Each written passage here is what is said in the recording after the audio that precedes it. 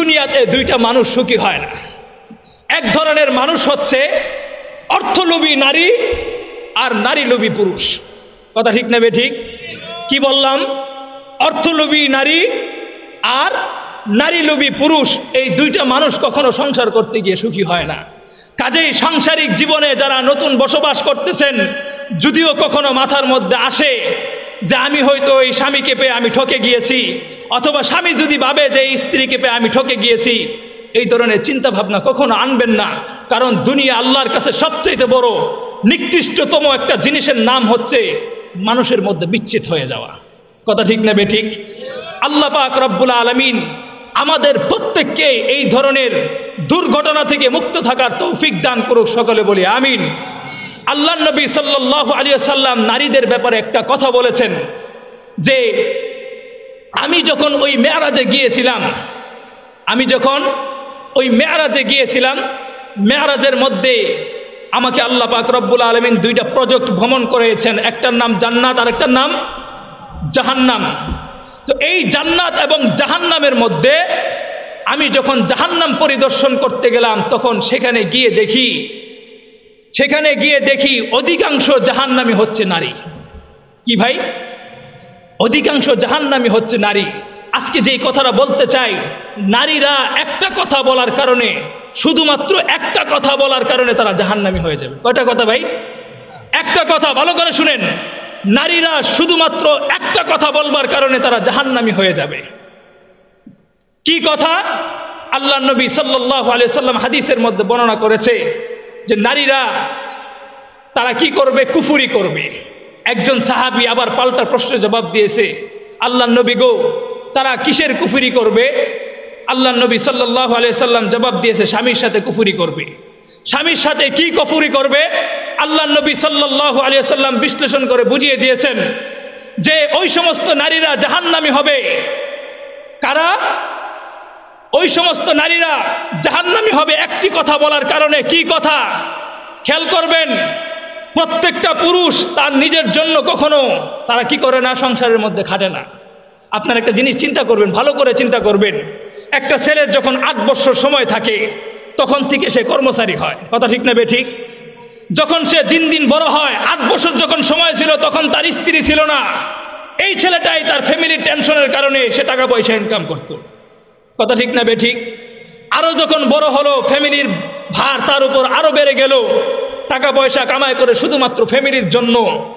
এরপর যখন বিবাহ শাদী করে, তখন তার টেনশন থাকে তার নিজের আহলিয়াকে নিয়ে, স্ত্রীকে নিয়ে। তো এভাবেই একজন পুরুষ তার নিজের জন্য কখনোই খাটে না, চিন্তা করে তার ভবিষ্যৎ প্রজন্ম কিভাবে স্বপ্ন দেখবে।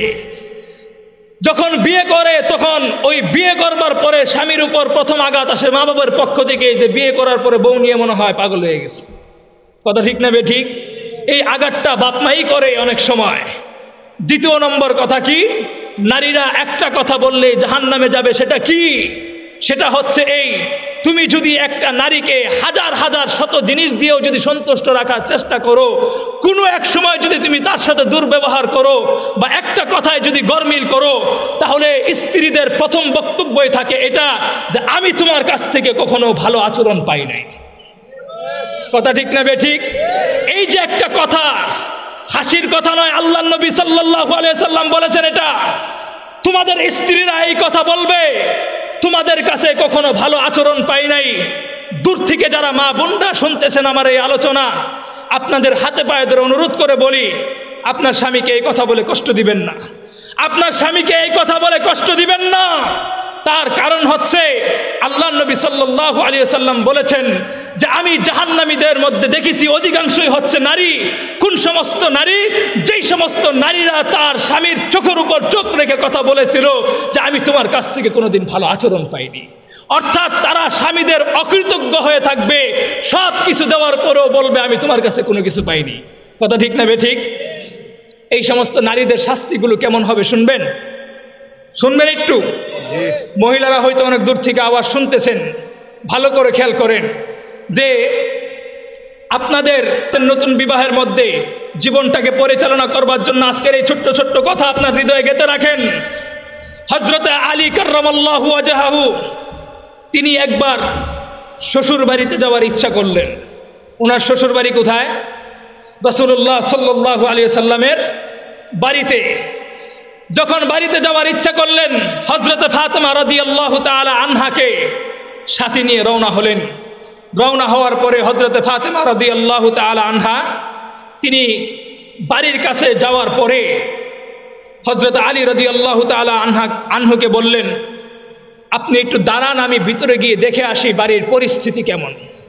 এটা আসলে ঘরের আদব, আগে ঘরে গিয়ে খবর নেওয়া যায় পরিস্থিতি ঠিক আছে কিনা, যাওয়া যাবে কিনা।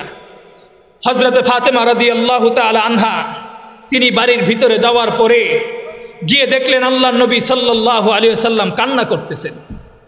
কি করতেছেন ভাই? কান্না করতেছেন। ফাতেমা রাদিয়াল্লাহু তাআলা আনহা আল্লাহর নবী সাল্লাল্লাহু আলাইহি ওয়াসাল্লামকে দেখে জিজ্ঞেস করতেছে, আল্লাহর নবী গো, আপনি কেন এখানে বসে বসে কান্না করতেছেন? আমি বুঝতে পারছি মনে হয় আপনার পিতার কথা মনে পড়ে গিয়েছে। আল্লাহর নবী কোনো জবাব দেন নাই।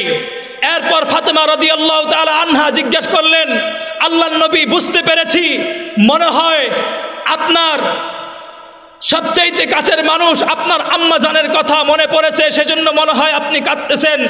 আল্লাহর নবী সাল্লাল্লাহু আলাইহি সাল্লাম কোনো উত্তর দেননি।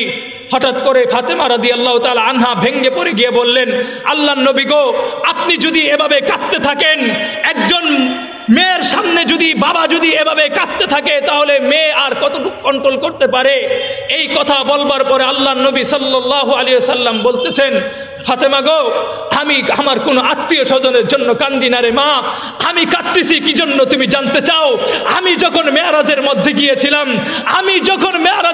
গিয়েছিলাম তখন আমাকে আল্লাহ পাক রব্বুল আলামিন মেরাজের মধ্যে কিছু নারীদেরকে দেখিয়েছেন যাদের অধিকাংশ জাহান্নামী ছিল নারী, কিন্তু ওই নারীদের অবস্থাটা কেমন ছিল তুমি জানতে চাও? আমি আল্লাহর নবী স্বচক্ষে দেখেছি ওই সমস্ত জাহান্নামের মধ্যে আল্লাহ পাক রব্বুল আলামিন নারীদেরকে জিহ্বার মধ্যে আগুনের লোহার শিকা লাগায় দিয়া জাহান্নামের উপরের মধ্যে ঝুলায় রাখছে। এমন কঠোর শাস্তি। শরীরের মধ্যে সবচাইতে নরম জায়গাটার নাম হচ্ছে জিহ্বা। ওই জিহ্বার মধ্যে আল্লাহ পাক রব্বুল আলামিন আগুনের আংরা দিয়া আল্লাহ পাক রব্বুল আলামিন নারীদেরকে জাহান্নামের মধ্যে ঝুলায় রাখছে। আল্লাহর নবী বলতেছে, আমি ওই শাস্তির কথা অনুভব করে আমি কাঁদতেছি যে আমার এই উম্মতের নারীদের কি অবস্থা হবে। ফাতেমা রাদিয়াল্লাহু তাআলা আনহা জিজ্ঞেস করলেন, আল্লাহর নবী গো, ওই সমস্ত নারীদেরকে আল্লাহ পাক রব্বুল আলামিন কেন ওইখানে ঝুলায় রাখছে? আল্লাহর নবী সাল্লাল্লাহু আলাইহি সাল্লাম বলতেছে, ও ফাতেমা, তুমি জানতে চাও এই সমস্ত নারীদেরকে আল্লাহ পাক রব্বুল আলামিন কেন শাস্তি দিয়েছে? এরা তো সেই সমস্ত নারী যেই সমস্ত নারীরা নিজেদের শ্বশুর বাড়িতে গিয়ে ননদদেরকে নিজেদের শ্বশুর বাড়িতে গিয়ে শ্বশুরকে শাশুড়িকে নিজের হাজবেন্ডকে এমন কটু ভাষায় কথা বলেছিল যেই কটু ভাষার শাস্তি আল্লাহ পাক রব্বুল আলামিন নারীদের জন্য এভাবে রেখেছে।